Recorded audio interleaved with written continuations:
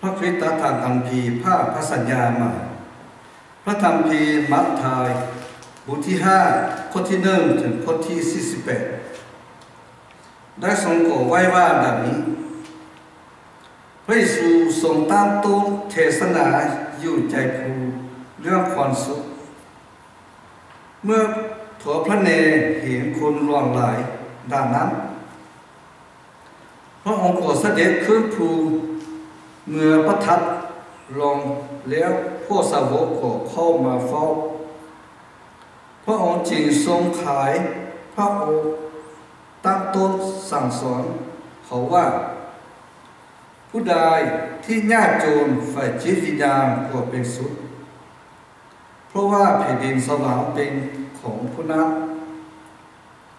ผู้ใดโศกเศร้าก็เป็นสุขเพราะว่าผู้นั้นจะได้รับการ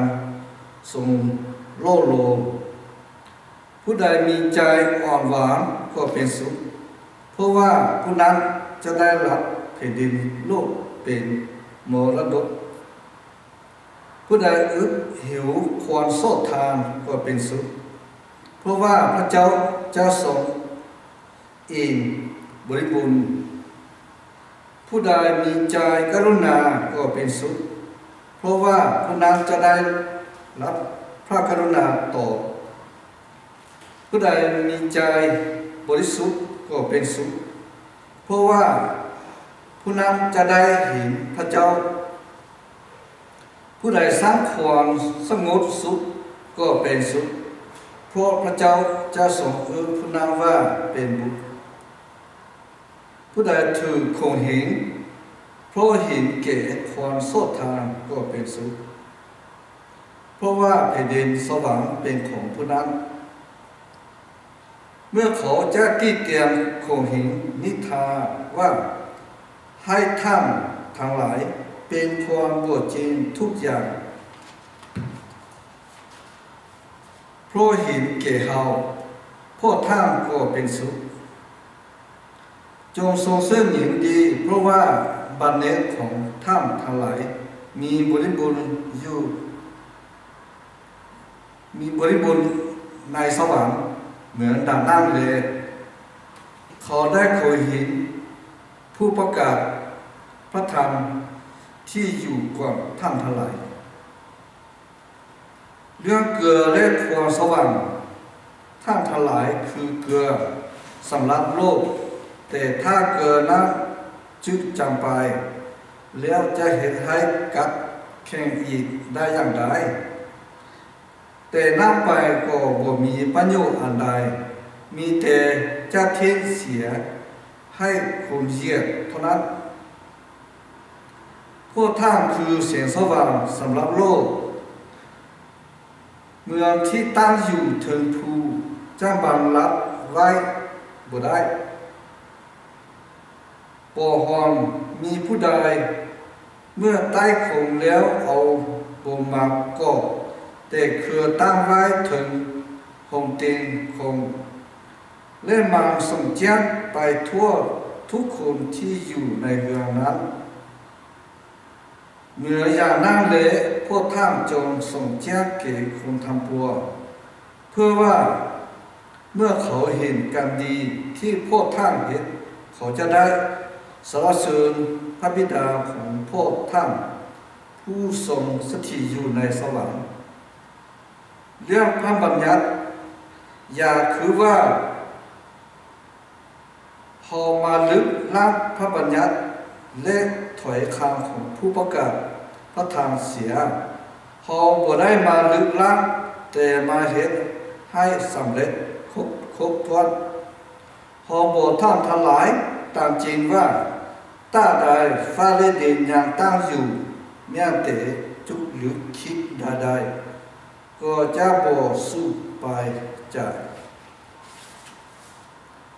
พระบัญญัติจงกลัวสิ่งทำปวงนั้นได้เกิดขึ้นครบถ้วนเหตุฉะนั้นผู้ใดได้เหตุให้คนเล็กน้อยที่สุดในบรรดาคำสั่งนี้บางบางลงทางส่วนคนอื่นให้เหตุอย่างนั้นด้วย พระเจ้าจะทรงเอื้อนผู้นั้นว่าผู้น้อยที่สุดในแผ่นดินสวรรค์แต่ผู้ใดที่ปฏิบัติและสอนตามพระบัญญัติพระเจ้าจะทรงเอื้อนผู้นั้นว่าผู้ใหญ่ในแผ่นดินสวรรค์เพราะเขาบอกท่านทั้งหลายว่าถ้าการถือศีลธรรมของท่านบ่ลืมกลัวการถือศีลธรรมของพวกนักทานและพวกฟาริสัยพวกท่านจะเข้าไปในแผ่นดินสวรรค์บ่ได้จักเทื่อเรื่องความเครียดให้ท่านทั้งหลายได้ยินคำซึ่งกล่าวไว้แก่คนโบราณว่าอย่าฆ่าคุณถ้าผู้ใดฆ่าคุณผู้นั้นจะต้องถูกพิพากษาลงโทษแต่ฝ่ายเขาบอกพวกท่านว่าผู้ใดให้ไอ้น้องของตนผู้นั้นจะต้องถูกโทษผู้ใดจะเว้าแก่ไอ้น้องของตนว่าไอ้โง่ผู้นั้นจะถูกพิพากษาลงโทษจะสั่งสูงผู้ใดจะเว้าว่าไอ้บ้าผู้นั้นจะมีโทษถึงฝ่ายนรกดังนั้นเมื่อท่านกำลังนำเครื่องถวายมาถึง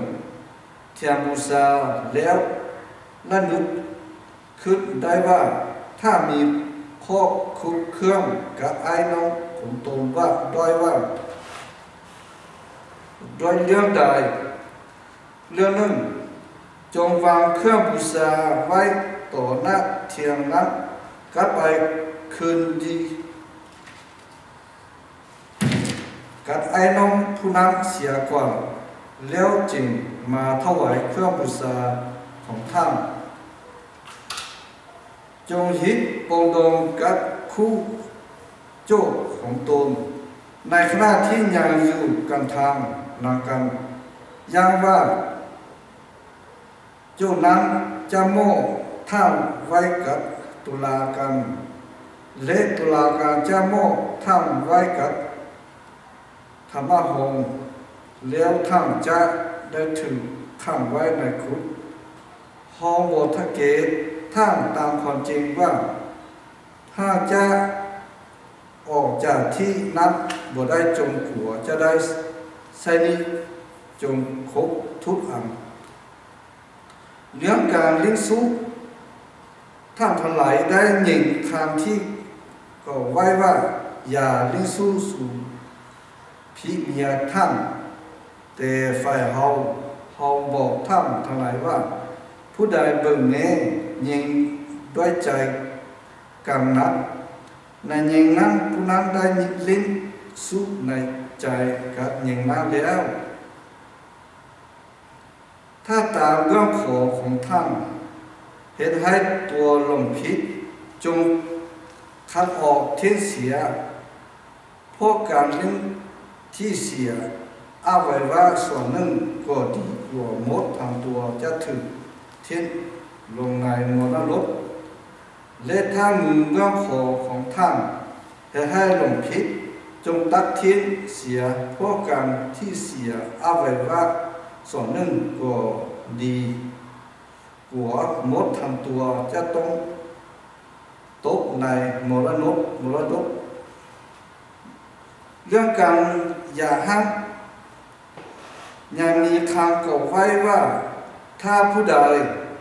จะป้าห้ามเมียของตนให้เฮ็ดหนังสืออย่าห้ามให้เมียนั้นแต่ฝ่ายเฮาบอกท่านทั้งหลายว่าถ้าผู้ใดจะป้าเมียของตนให้อื่นนอกจากการผิดกับใส่อื่นก็โทษกับว่าผู้นั้นเห็นให้ยิงนั้นถือผิด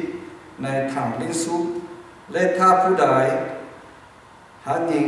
ซึ่งป้าหังอย่างนั้นมาเป็นเมียผู้นั้นก็ผิดถือในทางลิ้นสู้เหมือนกันเรื่องการสาบานอีกประการหนึ่งท่านทั้งหลายได้ยินคำที่กล่าวไว้แก่คุณโบราณว่า อย่าเสียคำสัตย์สาบานคำสาบานที่ท่านถวายต่อองค์พระผู้เป็นเจ้าแล้วต้องรักษาไว้ให้มั่นแต่ฝ่ายเฮาบอกท่านทั้งหลายว่าอย่าสาบานเลยโดยอ้างถึงสวรรค์ก็ดีเพราะสวรรค์เป็นสัมบังลังของพระเจ้าหรือโดยอ้างถึงแผ่นดินโลกก็ดีเพราะแผ่นดินโลกเป็นที่ของพระบาทของพระองค์หรือโดยอ้างถึงกรุงเยรูซาเล็มก็ดีเพราะกรุงเยรูซาเล็มเป็นที่ประทับของพระมหากษัตริย์อย่าสาบานโดยอ้างถึงหัวตุนพวกท่านจะเห็นให้ผูกเขาหรือดังจักสิ่งเดียวก็บ่ได้แต่จงให้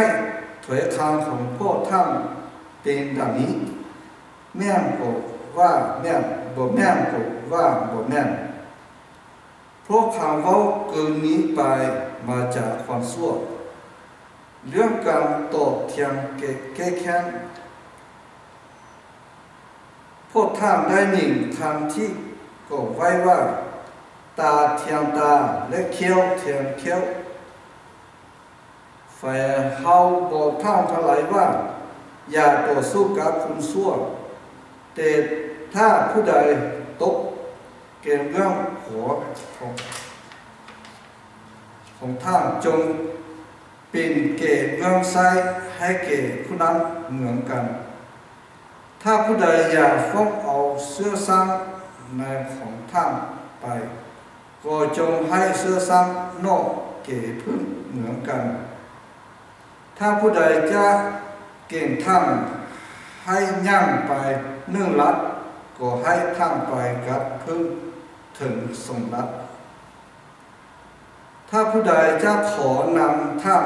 ก็จงให้อย่าเป็นหลังใส่ผู้ที่อย่ายืนจะทำเรื่องความหักต่อศัตรูท่านทั้งหลายได้ยินคำที่กล่าวไว้ว่าจงหักเพื่อบ้านและสังศัตรูแต่ฝ่ายเฮาบอกท่านทั้งหลายว่าจงหักศัตรูของท่านจงอ้อนวอนสำหรับผู้ที่คงเห็นท่านเพื่อท่านทั้งหลายจะเกิดเป็นบุตรของพระบิดาของท่านผู้ทรงสถิตอยู่ในสวรรค์เพราะพระองค์ทรงบันดาลให้ดวงตาวิญของพระองค์ขึ้นส่องสว่างใส่คนชั่วและคนดีและทรงให้ฝนตกใส่คนสิ่งทางกับคนบ่มีสิ่งทางเสมอกันถ้าแม้ว่าท่านหักคุณทั้งหลายที่หักท่านจะได้รับบัณฑิตอันใดถึงพ่อเก็บภาษีก็ยังเฮ็ดอย่างนั้นบ่แม่นหรือถ้าท่านถนัดพี่น้องของตนแต่ฝ่ายเดียว